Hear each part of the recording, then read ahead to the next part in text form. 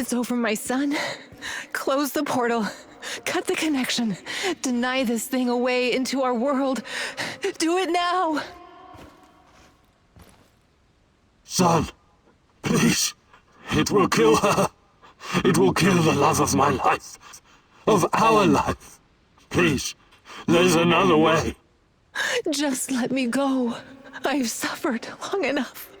You can do this, son. You can be the man I could not. Be the better version of me.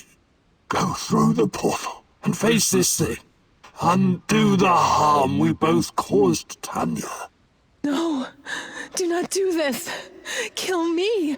Just kill me, please. Finish it. It's time to end this once and for all. If anyone can hear me, run as far from here as you can. Everyone, run like hell.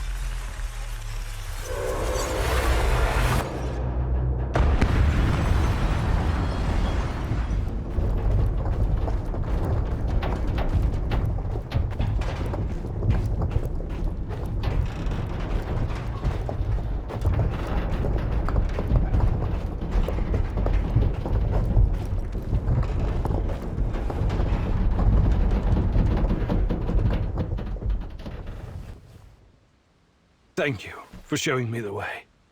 I won't waste this, I promise. Goodbye.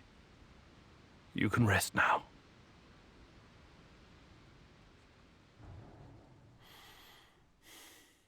The protagonist never explained to his comrades exactly what happened at the power plant, but he came out changed.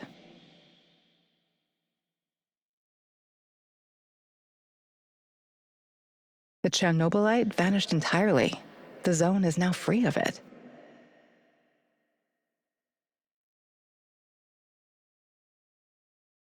Igor stalkers drove off the remaining NAR troops and even convinced a few of them to join the cause.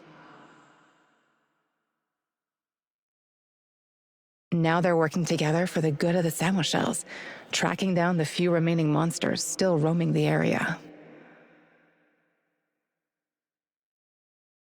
Olivier never had the chance to change his own past and prevent the ambush that wiped out his team.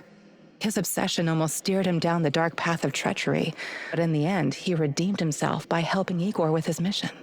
Even though it cost him his life, because he had been a part of something bigger than himself, he was at peace in his final moments. In spite of his flaws, Olivier will always be remembered in the zone for his courage and grit. For this haunted place will always be a monument to broken heroes with a twisted past. Mikhail's life was always full of violence. He was the angriest, most obnoxious man Igor had ever known, but he was also unfailingly honest, both with himself and others. Mikhail's thirst to avenge his murdered friends was his main driving force. But working with Igor and the others eventually made him appreciate the kinder aspects of life. In spite of his rough manner and the darkness inside him, Igor came to like the neurotic stalker, and by the end, considered him a true colleague. Mikhail decided to remain in the zone and join the others in protecting their shared home. Sashko had always been the lone wolf and daredevil of the zone. Life had always been harsh for him, and he learned the hard way to rely only on himself. His crusade against NAR began with a desire for closure regarding his brother Ruslan's death, but Igor's quest to find Tatiana was what kept him going until the end. In his final moments, he enjoyed a privilege afforded to few men indeed. He had no regrets. He died as he lived, fighting bravely for those closest to him, and that was enough. Tarakan's fight against the Rat King has reached an end. Having barely survived the zone, he realized his time was up. Now, someone else must carry the torch and defeat the evil lurking in the power plant. But Tarakan wasn't worried. After all, he had prepared Igor and others well. Tarakan's true identity was never discovered. Was he a madman, a saint, a spy? Perhaps he was all of these, or perhaps none of them.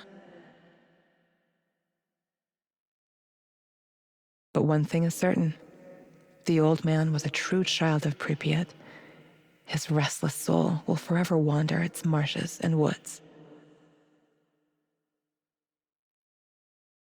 Olga's last thoughts were with her mother and those Samoshils. She had joined Igor in his mission because she knew what it meant to live with a hole inside you, a hole left by the departed. As a troubled teenager in Minsk, she'd never planned to become a freedom fighter or martyr, but sometimes we encounter the person who will change our destiny at just the right moment.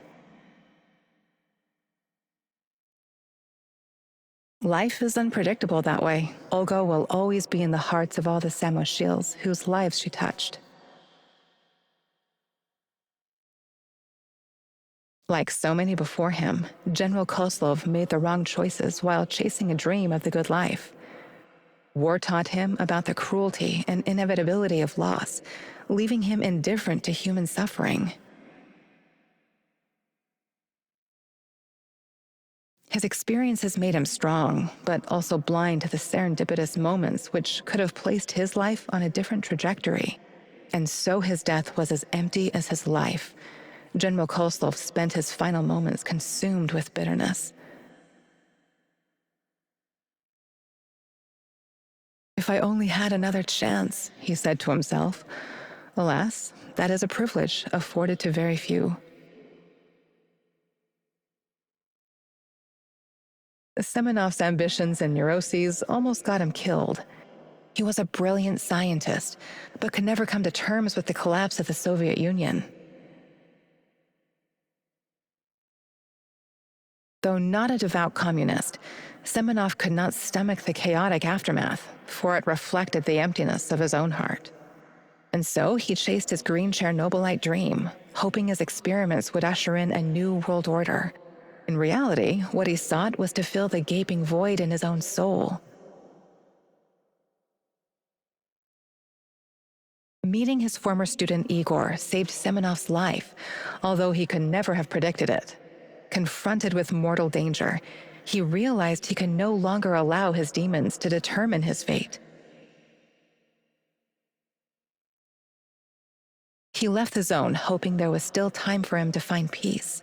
Without Semenov's brilliance, NAR eventually dissolved, most of its mercenaries wiped out by either the Shadows or the Samoshils. Faced with staggering losses, the shareholders halted all funding.